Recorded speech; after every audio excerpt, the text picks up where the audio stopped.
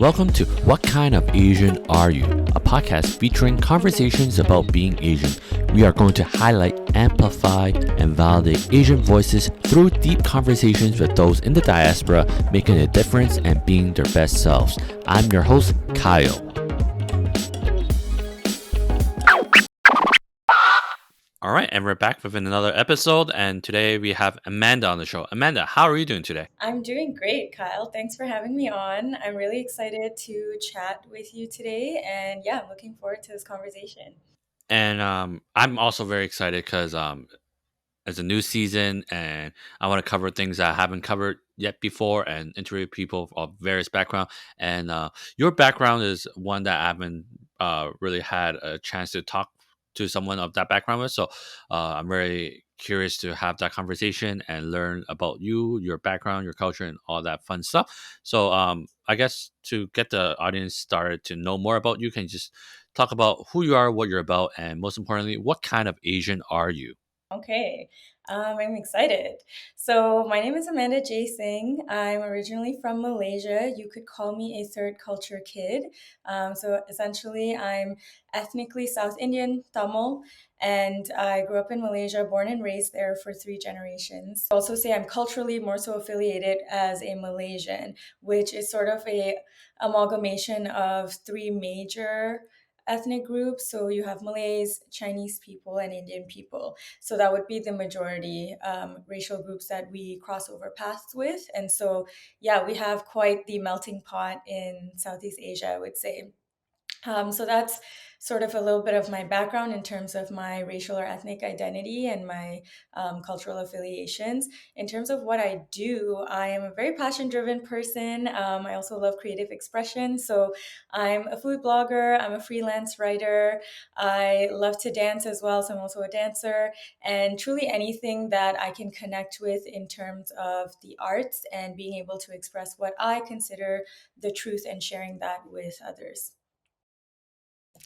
That's awesome, and it's we'll get to all those during this conversation. And for those that not exactly sure, like of where Malaysia is or like anything about it, because I think often really not much is said about Malaysia as a country or a nation and all that stuff. You mentioned about like the ethnic makeup of Malaysia already, which is great. But can you just talk a little more about like what in Malaysia, or like introduce people to Malaysia and all that fun stuff. What do you think people should know about Malaysia? Yeah, so I think personally, as someone who grew up there, obviously it was my norm. But having come to North America about 6 years ago for my undergraduate degree, I sort of have a better understanding of, yeah, essentially how most people in North America don't have much of a frame of reference for Malaysia. So I've heard someone describe Malaysia as a cross between India and Dubai, where I think, in a sense, that makes sense, where we're looking at a nation that is extremely technologically advanced. We have a lot of infrastructure, etc., but there's also a lacking in terms of the economy in itself. So not a very rich country necessarily in terms of funding, but in terms of culture, I would say it's extremely rich. We have a lot of oil, we have a lot of food. One of the things I love telling people about Malaysia is the food, because I think it's the perfect representation or reflection of the peoples that live and reside there, and how we all kind of communicate with each other through food. So if you think of British colonization in Southeast Asia, Malaysia was very much the central point between India and China in terms of trade. And so it was kind of the hotspot, where a lot of people wanted, a lot of our spices, they wanted a lot of things from us. And we can also look at food through that lens, right? Where colonization was largely driven by the food movement and having access to certain foods, spices, things like that. And so I would say that Malaysia, in that sense, has that crossover where a lot of folks ended up in Malaysia due to British colonization. So the Indians were brought in to work on rubber estates. The Chinese were brought in, and they largely worked on, I would say, more so doing business and commerce, whereas Malays were the large population of fishermen and farmers, for example.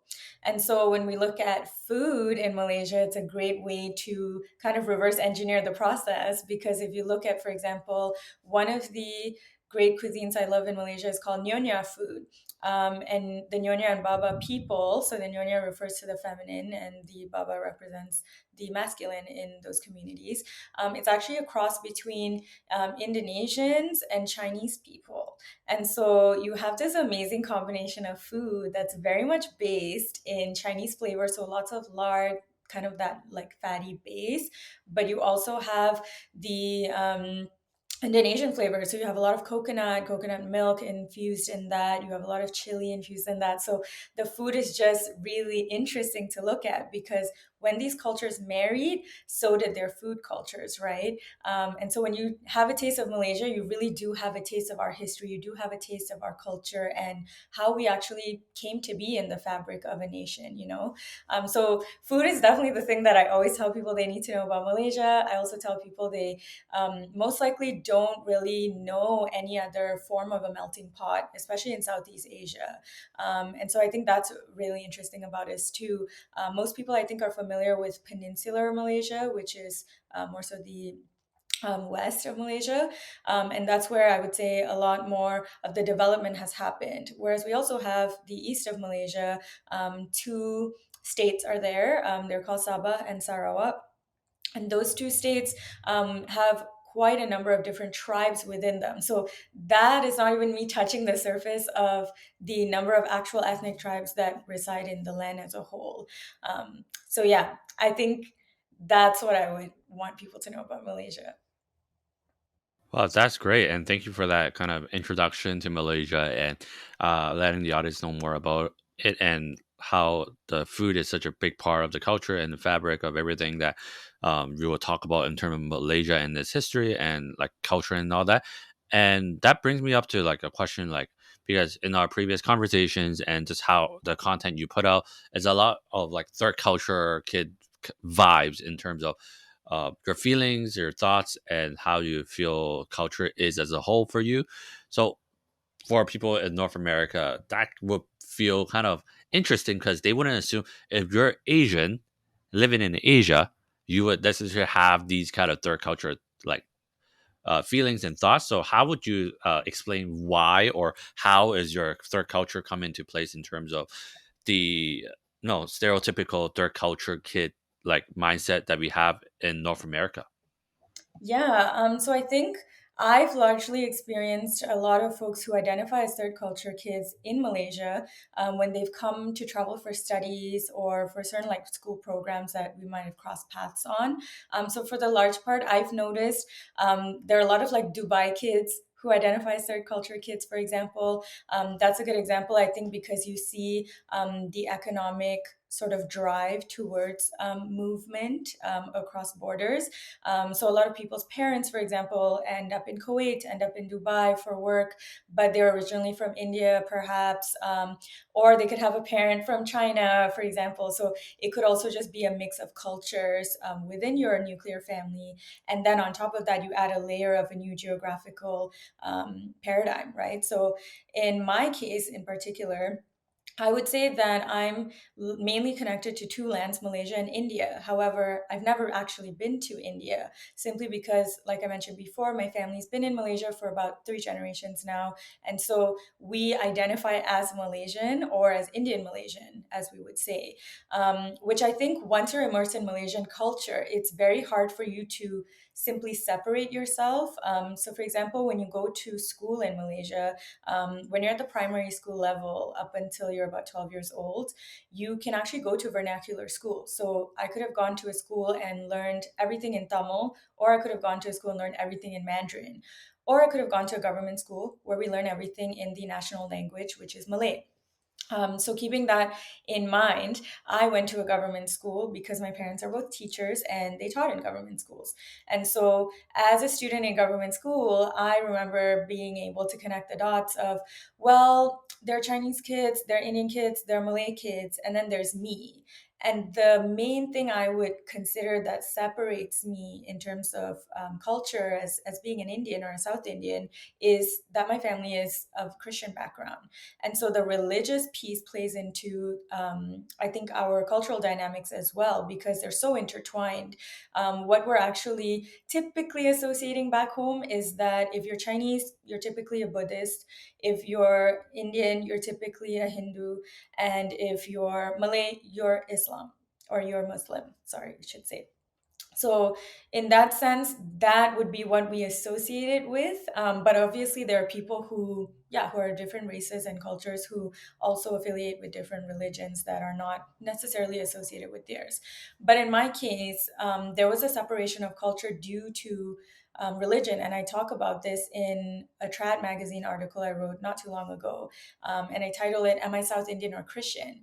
And that's because that question came up in a classroom whereby I was answering a question where we used to have a form of census, but it was essentially a racial quota that we had to meet in schools. And so the teacher had asked all the Indian students to raise their hands. And when I raised my hand, the other Indian students in the class objected, actually. And they objected and they said, well, she's not Indian, she's Christian. And that just stuck with me so strongly because immediately they were able to tell she's not really one of us, though. She might be technically one of us. She might look like one of us. She might be born in a family like ours, but she doesn't talk like us. She doesn't move like us. She doesn't dress like us. And I think one of the main parts of that is the language piece, where my family didn't necessarily prioritize that we speak in Tamil. My parents did, but my parents were much more interested in us getting an English education so that we would get a better job or have the opportunity to study abroad, which is a common thing back home as well.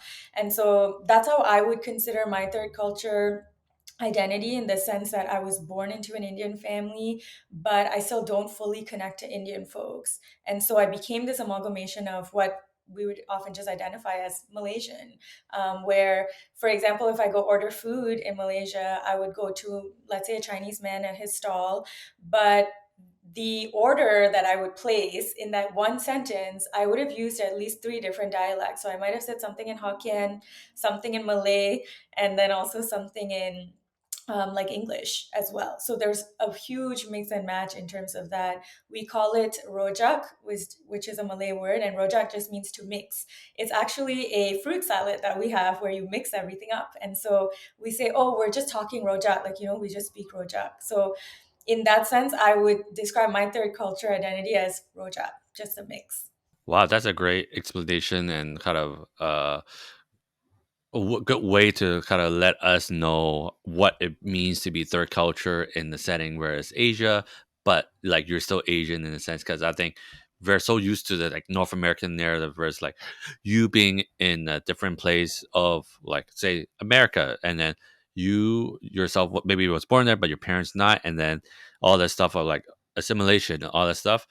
But now that you're here in North America, in Canada specifically for the last 6 years, how do you kind of like compare or contrast your kind of third culture identity or feelings compared to those that maybe were born here but their parents were like in from Asia? Like the difference between like the Asian diaspora. I'm just curious because it's very hard to I shouldn't say very hard, but you never really hear about a lot of like say Asians in Asia that talk a lot about their culture identity, especially in the context of comparing it to like ABC, BBC, or yeah, British born Chinese, all that stuff. So can you just talk about that?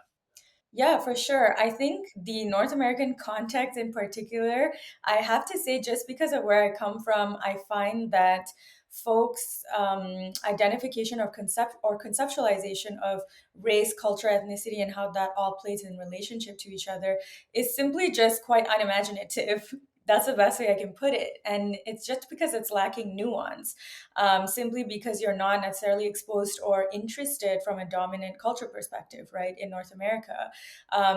For example, when I tell folks here that I'm from Malaysia, I often just get wow, but then there's nothing more to go from there because there's no frame of reference. But what I would also say is that it's not so much the question you might ask me about my culture or race or my nation of origin, it's the approach. And I think if you approach it with curiosity, you will get a really interesting, nuanced conversation, right? You will get a whole different person out of me in that conversation than if you simply just assume that, okay, she's brown in North America. That's kind of the easy, swept over, way to identify a person who, you can't figure out if they're Arab, they're Indian, they're Pakistani, that's too much work. So you're Asian as one sweep. And so Southeast Asian gets drowned out oftentimes, right, in that narrative because we're such a small, even geographic location, but also beyond that, other than in the context of, I would say,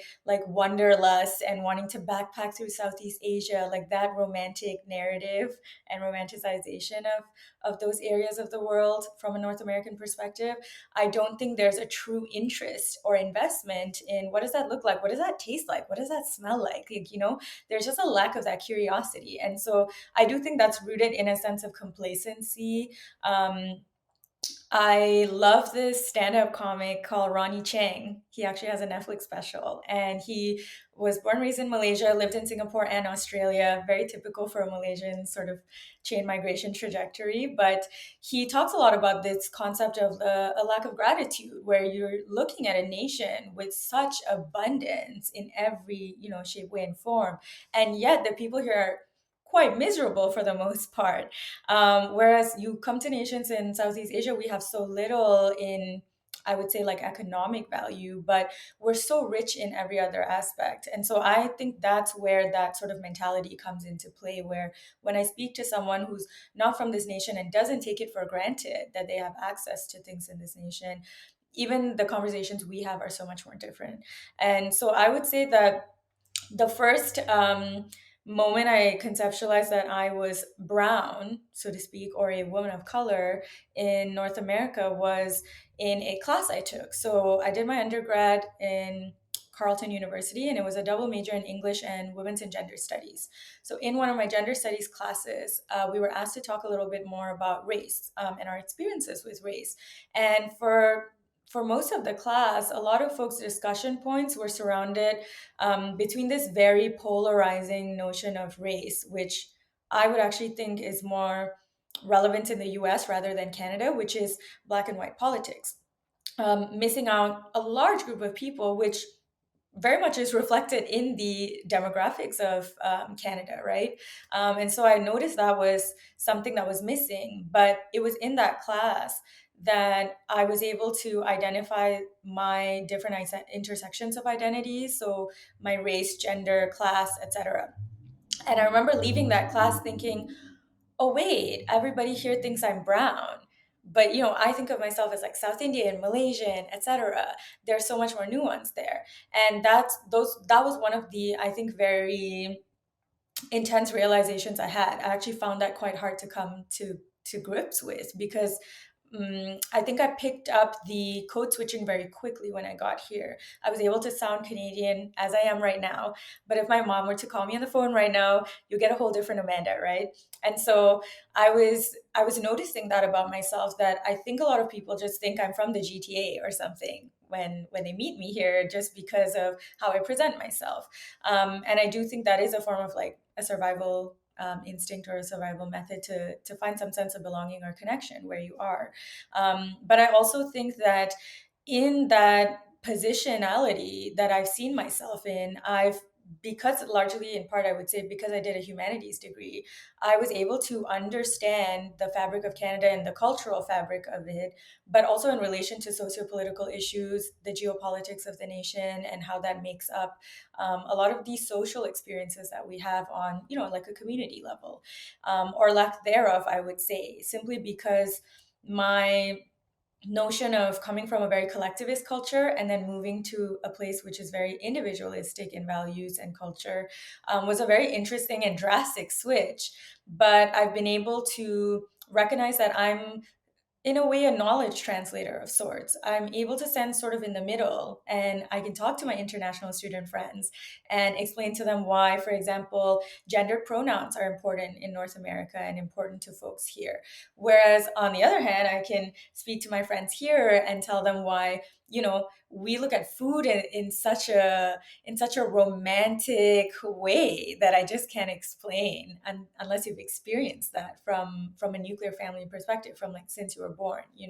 So yeah, I think that would be how I've been able to notice that contrast, I would say, in North America, where most of the time it just gets brushed off until you really get to know me. I think a lot of people don't recognize that, but I think my food blog is a great place that a lot of people get to experience, a lot of that conversation from me, because I'm quite I think, expressive in my posts, and I do like to tell the stories behind food and the people behind food, and that includes me as someone who loves consuming food and connecting with people in the food industry. So yeah, I would say that if you just met me in North America, you'd have a very different experience than, yeah, if you actually spoke to me. But food is definitely the way to get to my heart, to the heart of conversation with me as well. Sorry to interrupt the podcast, but if this is a podcast that is bigger, this would be the time where we would be selling an ad for either a pillow, a subscription box, or online therapy, but we're not there yet. However, if businesses want us to do an ad for them, we are more than happy to do so. Just reach out to us. In the meantime, this is our time to say that you, the listeners, mean a lot to us. Your support is greatly appreciated. You can do that by listening, commenting, liking, and subscribing to the podcast on all social media platforms, as well as giving us a rating and review on Spotify and Apple Podcasts. We are at What Kind of Asian Pod on Instagram, and just search What Kind of Asian Are You podcast for everything else. And if you have $1 or two to spare, buy me a coffee. Links in show notes. Now back to the episode. Wow, that I have lots to think about, and it's the whole of like the concept of like how your kind of perceptions of like how North America looks into culture, identity, and such. Because from what I kind of gather from what you have said, you're kind of alluding to the fact that a lot of like, I guess, like Asian diaspora in the North America are a lot have a lot of like kind of a survivor kind of instinct of like making sure I fit into a box, and then that close up conversation. But for you, you still third culture, but you're able to see individual pieces of yourself and able to talk about it, because you didn't have that kind of issue where talking about each individual pieces was a bad thing. Versus in North America, it's kind of like they want you to put you into a box, and you're only, if you're say you're Chinese, then you're be Chinese topics only. Versus like you be like, oh, I could speak on a different topic. Not saying you're gonna be an expert on every piece, but at least you have some sort of understanding, and you're able to have nuanced conversation whenever that comes up. Is that kind of what you have observed in terms of like third culture identity here as a whole, given your experience? I would say that's a good way to put it in a way. I would also say that it's a privilege actually to be able to just say I'm of this culture and that's me, and to actually be belonging to that culture, and for folks who look like you around you to validate and agree with you on that, right? And a good example of this is when I was in university, I was part of competitive dance teams, and it was through the Indian Student Associations. But despite it being run by the Indian Student Associations, you had like Tamil students, you had Pakistani students, you had, other folks as well, in combination on the team. But my experience on the team was so interesting because most people on the team, it's almost like they didn't want me to be brown. It was so funny to me because they were like, "Oh, you must be Guyanese, you must be from the Caribbean, you must be, etc." And I remember even saying at that time, I was like, I'm not even familiar with those cultures. Like, I've not been exposed to those cultures from where I come from. And I was in, I believe, second year of university, and I hadn't met anyone from those cultures yet. So I remember thinking, how odd that your first instinct is to peg me as something else, simply because of my expression. And I realized that whether it was the confidence I had in my sexuality or my dance expression, etc., I was not associated with being Indian because I wasn't shy in certain ways, or I wasn't, I guess, adhering to these unspoken but understood constructs that kind of live under the layers of us, right? And I remember then joining a Tamil dance team. And that was so much fun. I loved learning and connecting with the culture through that, simply because even when I listen to music in Tamil or in Hindi, etc., I don't understand the language, but my body does. And that's something that I can't lie, That's just something that I connect to. But I remember being part of those teams and still feeling, left out in certain ways because I didn't speak the language, or because I was South Indian Tamil versus Sri Lankan Tamil, etc. And even though most Tamils from Sri Lanka don't identify as Sri Lankan, for obvious reasons, I think it was interesting to see that dynamic as well, where I remember thinking, I think though there's a privilege in being able to say, I'm Tamil, that's it. It's that simple, and it's just not that simple for me. And so I think, again, you can come with that curiosity and approach people like me with that, or you could see like maybe a part of yourself in me, even. And I do believe that in general, that we all have this interconnectedness, right? And so we're actually always seeing expressions of ourselves in other people, in nature, etc., around us. That's great. And like you mentioned a lot about like expression and just being yourself, being the true you. And I think it then would lead to your passion, which is talking about food, writing about food, and eating food, obviously. So from you being a food blogger now, writing about food, how did that start? Like, can you just talk about how did your love for food start, and like what do you like writing about, and how do you approach it as a whole? For sure. I think that, interestingly enough, when I was growing up, my family is very much a sports driven family, an active family, very health focused family, or health conscious family, if you will. And so you can imagine that food was something that was almost a double edged sword in my household. There were a lot of experiences of control, or associations with body types and the foods and amounts of foods you were eating, etc. There were a lot of rules around food in my house in that sense. But at the same time, like many Asian households, this is what I've cooked, and you can eat it, or you can just not like it and sit there and be miserable. And that's, I think, a big part of the struggle I had with food from a young age, was that I didn't really have a lot of choice or agency around it. So I wasn't even sure what I really liked.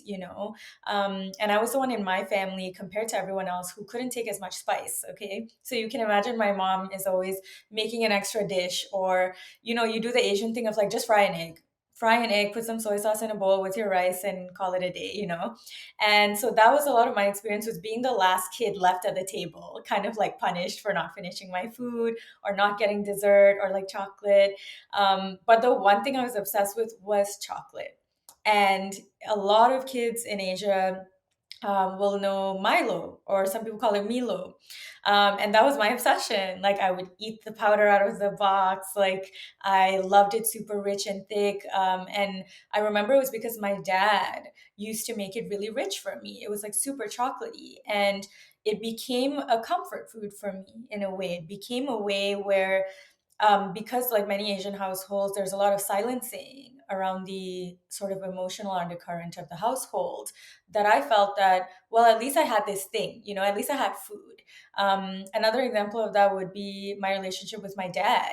He always saw that if I wasn't excited about food, she's not really going to eat it. And so he would always tell me, well, what can I get you? Like, what can we go out and eat together?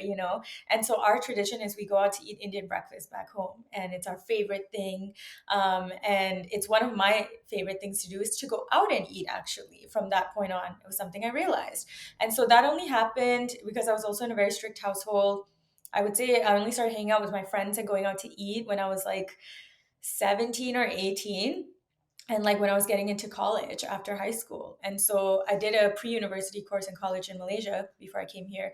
And that was when it was really, really exciting to me. And I realized just how like robust the food scene also is. So where I went to college, there were just restaurants all over the place. Like, you could eat at a different restaurant every day, twice a day, for a year and you wouldn't get through all the restaurants. You know what I mean?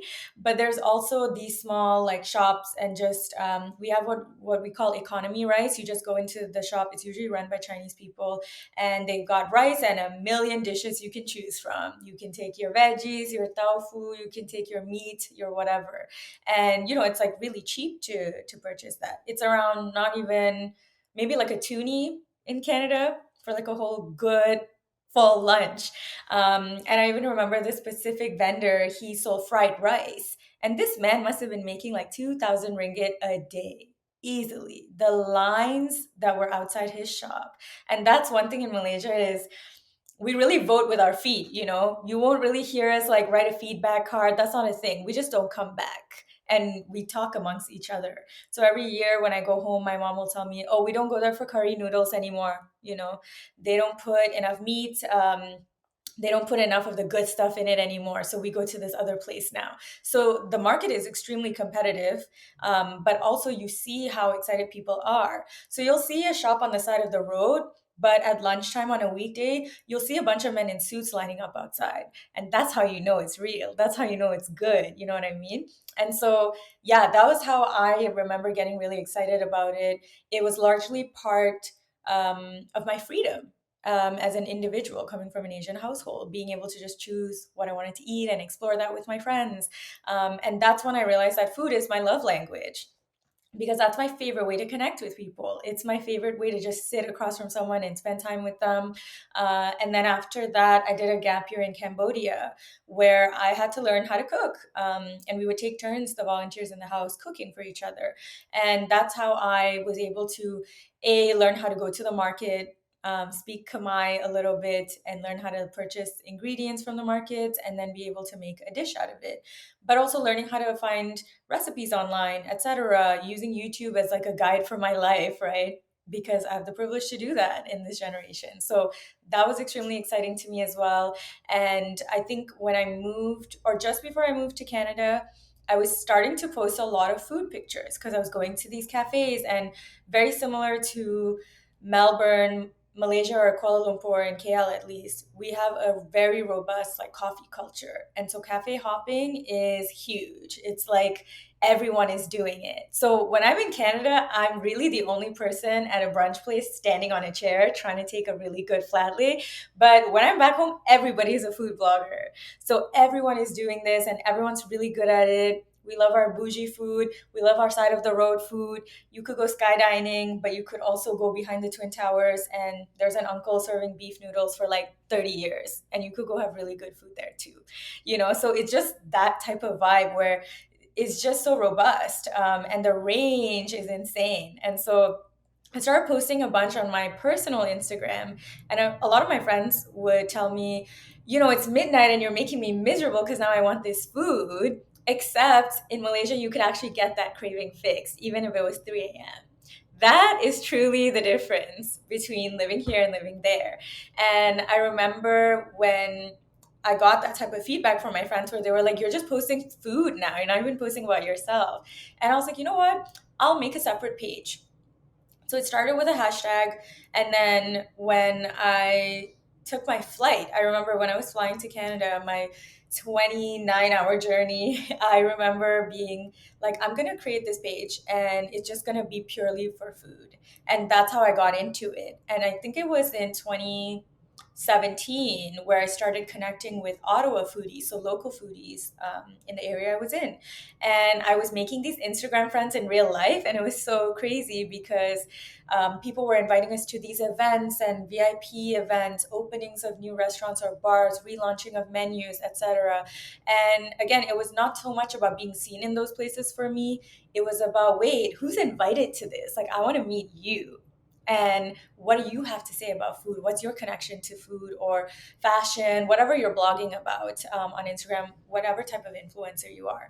And that's really how I built up, I think, that position of, oh, I'm going to actually share the good food I found here. And a lot of people think, this is going to be controversial, but a lot of people think that I blog about food in Ottawa because I love the food in Ottawa. And it's quite the opposite. I blog about the food in Ottawa because the food sucks. The dominant food culture sucks.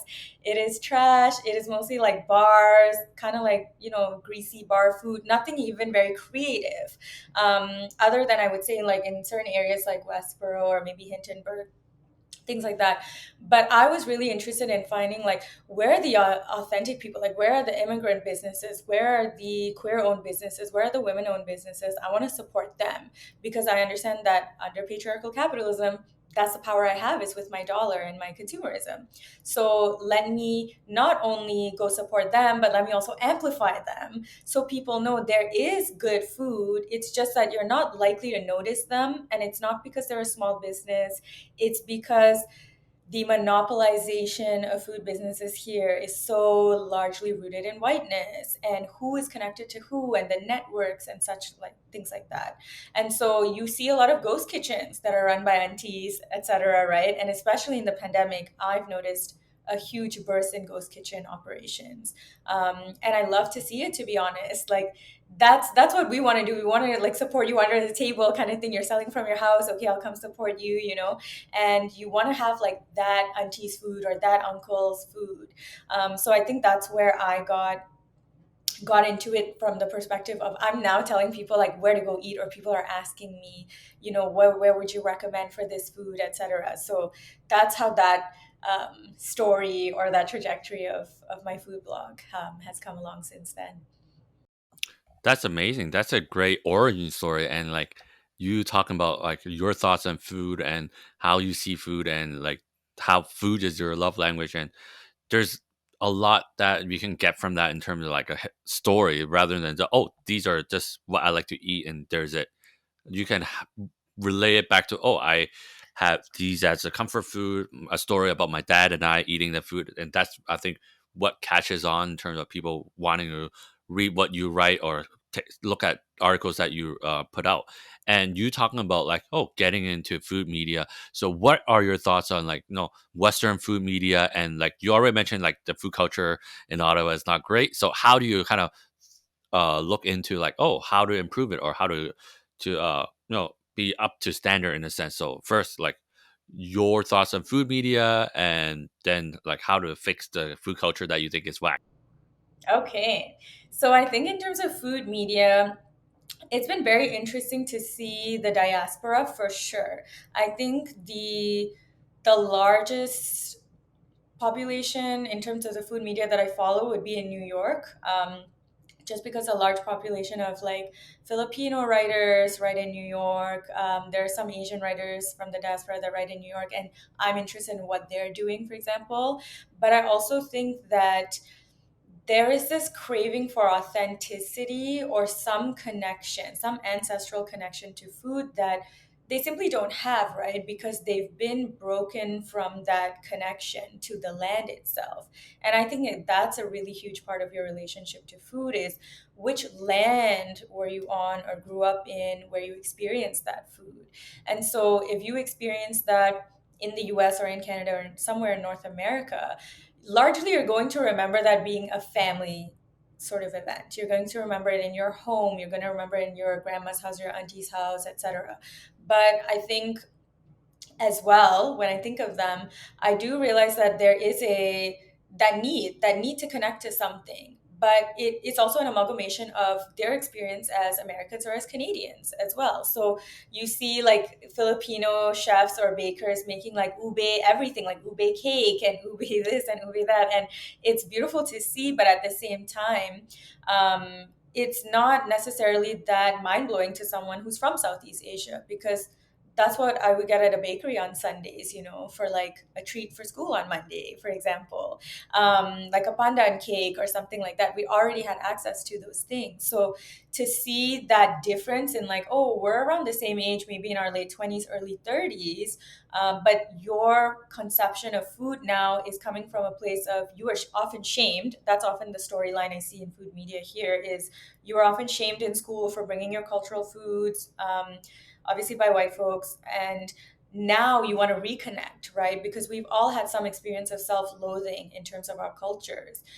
Even as a Malaysian growing up in Malaysia, like the globalization of media period, right, is is what I'm able to connect with people here. Like I watch a lot of the same shows a lot of kids here watch when they were growing up. I might have had access to a lot more of culture, or cultural television programs as well, but there is that level of similarity simply because of the globalization piece. And then YouTube was a thing by the time I was like a teenager, right? So we have access to that. But I would say that in that same thread, there's been this debate of authenticity, right? Where what is authentic and who gets to decide that and what does that look like, etc. So you're seeing the same idea of cultural appropriation versus cultural appreciation, and then the notion of gatekeeping of cultural recipes, etc.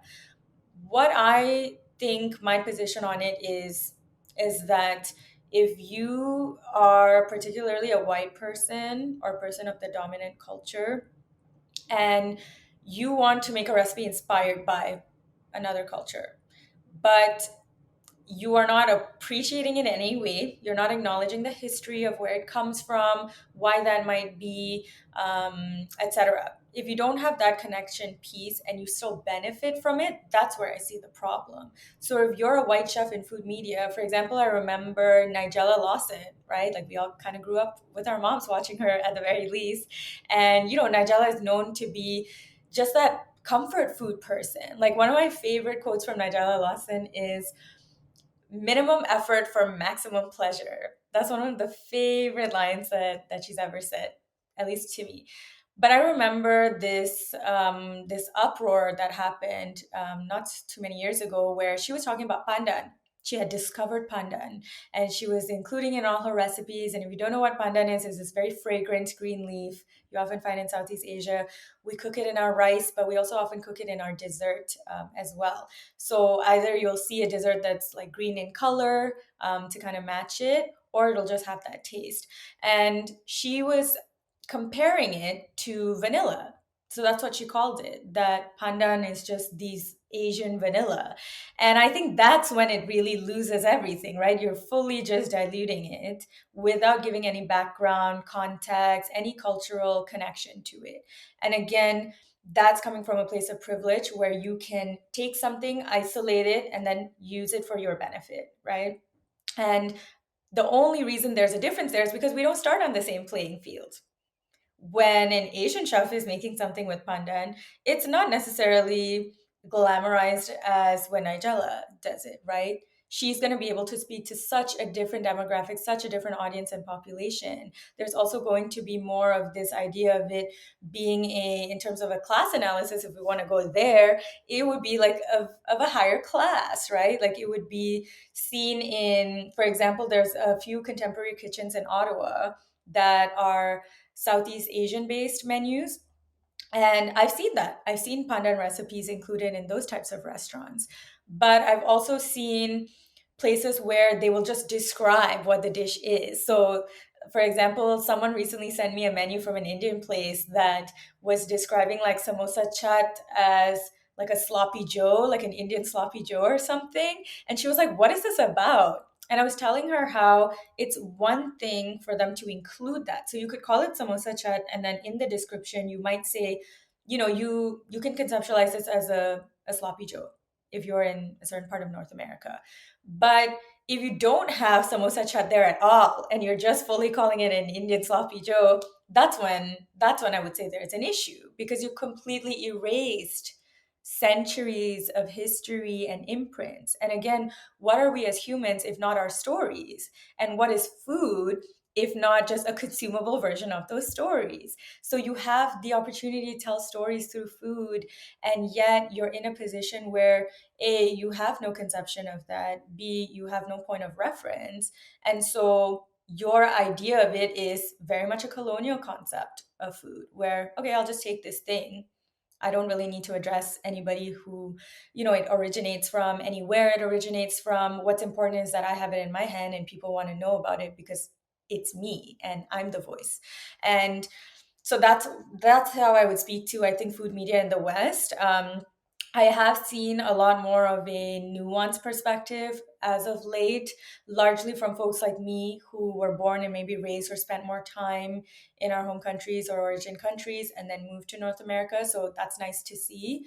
And then going to your question about Ottawa, I wouldn't necessarily say there is something to fix, because it's not that, like with many racial conversations and racial politics, it's not that we don't exist, it's not that we're not out here doing the thing, it's that nobody's amplifying us, nobody's talking about us, nobody wants to know about it. There's no interest, there's no curiosity, like I said before. And that's a much deeper ingrained conditioning, right? That's not something that's a surface level fix either.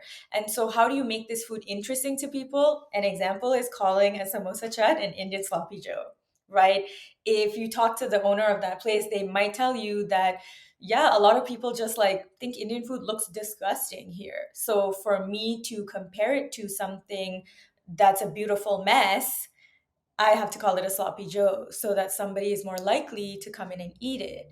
Because again, you're charging prices where Indian folks are not necessarily going to be your demographic. You know what I'm saying? Like, we can make this at home. We're not going to be in your restaurant, but you know, white folks are going to come and you know they're going to pay money for something that they have no point of reference on for the most part.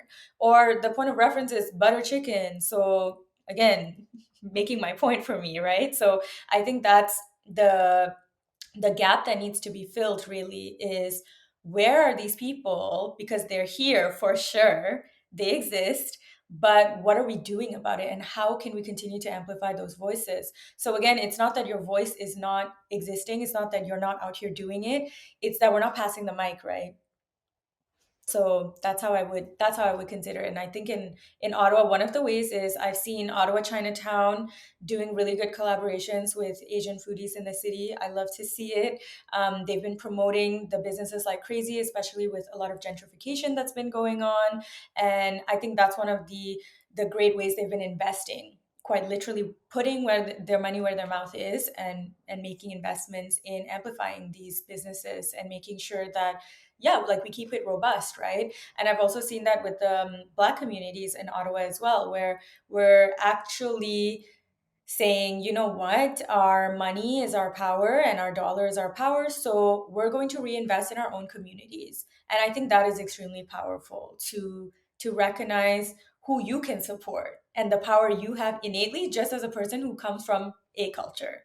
And I think it starts that way. And then you start bringing your friends into it. You get excited about those experiences because, yeah, I also truly believe that you infuse energy into the food you make. And so you just can't replicate those things. And if you eat in a certain restaurant, whether it's just outside on the side of the road rather than like a really fancy upscale sort of spot, you will have a very different experience, but it won't necessarily be a lesser than experience.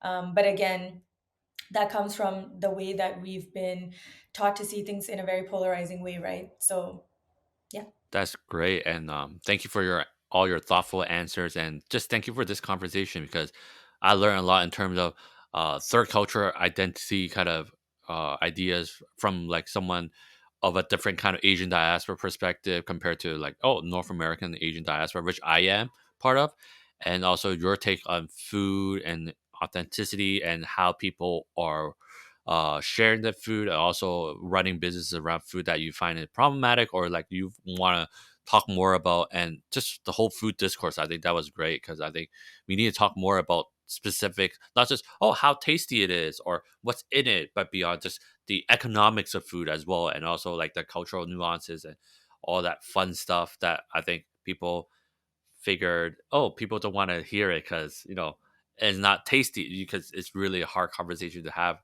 because there's obviously a lot of things where it's like, oh yes, some people did this to it or that, and it's not good. But I really appreciate the conversation, and I hope people can find your stuff and learn from it and appreciate it. So if they want to find out more about you, find your work, where can they do so? Yeah, so on Instagram, you can find my food blog. It's at Food Ventures with Panda. And you can go to the link in my bio to find some of my written pieces, especially the ones that I've published recently. I also just want to thank you, Kyle, for holding space for this conversation, for valuing this conversation, for seeing my voice, for valuing my voice, and for wanting to have this discourse. I really appreciate that. And I also think it's interesting what you mentioned earlier about certain things that I brought up that, were food for thought for you. And I think anyone who's listening to this, if there was something I said that, triggered you in some way or got you to think differently, or, you want to continue that conversation, please, by all means, come into my DMs. Let's have that conversation. Let's keep this conversation going, and let's keep thinking about these things, because I think this is a good conversation starter. It's a good thought starter, but we can also go way deeper, way more nuanced with this, and we can definitely find more of that interconnectedness between us. Perfect. And on that note, again, thank you so much for spending your time with me, and all the best in all that you do. And for everyone listening, thank you for listening to this episode. And see you next time for another great conversation with another Asian diaspora somewhere in the world. And bye bye. Thank you for listening. Don't forget to like, comment, and share the podcast on your social media, and rate us on Spotify and Apple Podcasts. You can find us by just searching What Kind of Asian Are You podcast on Google, and at What Kind of Asian Pod on Instagram. For the YouTube listeners, make sure to subscribe, like, comment, and ring the notification bell. Last but not least, buy me a coffee at buymeacoffee.com/whatkindofasian. Thank you again, and make sure to tune in next time for another awesome episode.